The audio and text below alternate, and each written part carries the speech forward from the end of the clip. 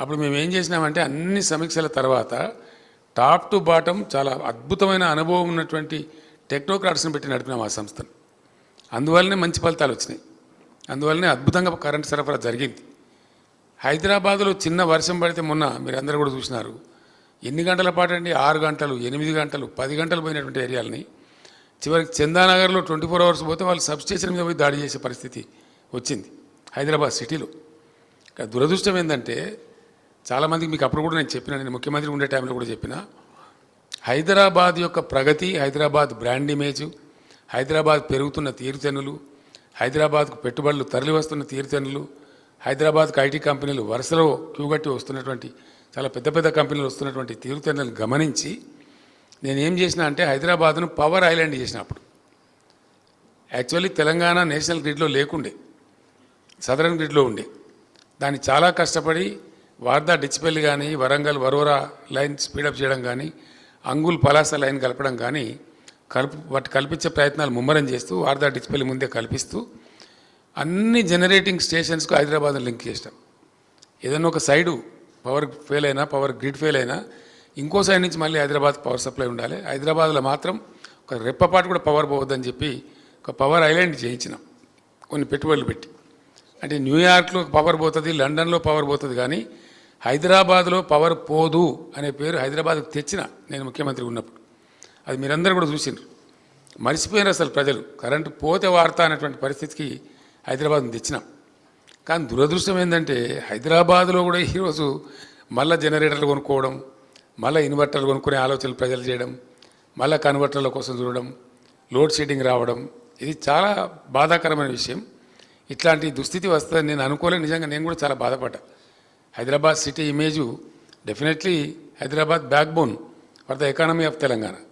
దీన్నే దెబ్బతీసే పరిస్థితికి ప్రభుత్వం పోవడం, తద్వారా గ్రౌండ్లో కూడా కింద దిగువన గ్రామాలలో కరెంటు లేక పంటలు ఎండిపోయిన దృశ్యం. లక్షల ఎకరాలలో, వేల ఎకరాలు కాదు, మోటార్లు కాలిపోవడం చాలా దుర్మార్గమైనటువంటి పరిస్థితి. అది ఎన్నో మోటార్లు కాలిపోయినాయి రైతులై.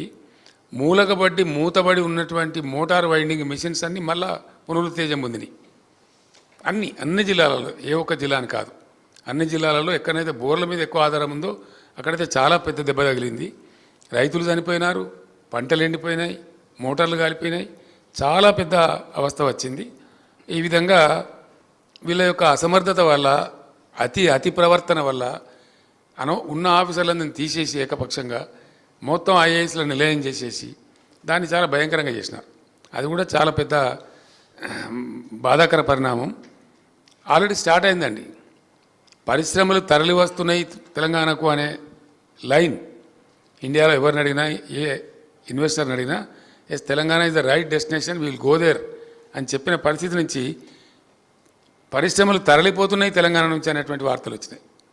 కార్నింగ్ అనే ఒక ఇండస్ట్రీ 1000 crores పెట్టుబడితో వచ్చి ఆల్మోస్ట్ వాళ్ళ పనులు ప్రారంభించాలి. ఆ దశలో ఆ పరిశ్రమ తమిళనాడుకు తరలిపోయింది. ఇక్కడ ఏదో పరిస్థితి అంతా ఉల్టాపల్టా ఉన్నదని భయపడి పారిపోయినారు. అంటే ఎంత సిచ్యువేషన్ రివర్స్ అయింది, ఎంత ఇబ్బందికరమైనటువంటి పరిస్థితి వచ్చింది. ఇన్వెస్ట్మెంట్ తరలిపోవడం అనేది చాలా బాధాకరం, మోస్ట్ అన్ఎక్స్పెక్టెడ్. తెలంగాణ నుంచి వంటి రాష్ట్రం నుంచి తరలిపోవడం అనేది చాలా బాధాకరం. అది కూడా ఒక బాగా ఇబ్బంది కలిగించిన విషయం. ఈ ప్రభుత్వానికి ఈవెన్ కార్మిక లోకం కూడా, బీఆర్ఎస్ గవర్నమెంట్ ఉన్నప్పుడు మేము 3 shifts పనిచేసుకునే అవకాశం ఉండేది. మాకు కష్టపడి 10 రూపాయలు సంపాదించుకుందామనే కార్మికులకు ఇప్పుడు అది కూడా మాకు లేకుండా పోయింది. మా నోటికాడ కూడెత్తిపోయిందని పారిశ్రామిక వర్గాలే కాదు, అందులో పనిచేసేటువంటి కార్మిక వర్గాలు కూడా చాలా నీరసానికి, నిరాశకు, ఒక రకమైనటువంటి నిస్తేజానికి గురైనరు. వాళ్ళ ఆగ్రహాన్ని కూడా ఇప్పుడు కాంగ్రెస్ ప్రభుత్వం ఫేస్ చేయబోతూ ఉంది. ఆ పార్టీ చాలా పెద్ద దెబ్బతినేటువంటి పరిస్థితిలో ఉంది. అదేవిధంగా మంచినీటి సరఫరా అండి, చాలా అద్భుతమైనటువంటి స్కీమ్ అది. మేము దాన్ని ఛాలెంజ్గా తీసుకొని చేసినాం.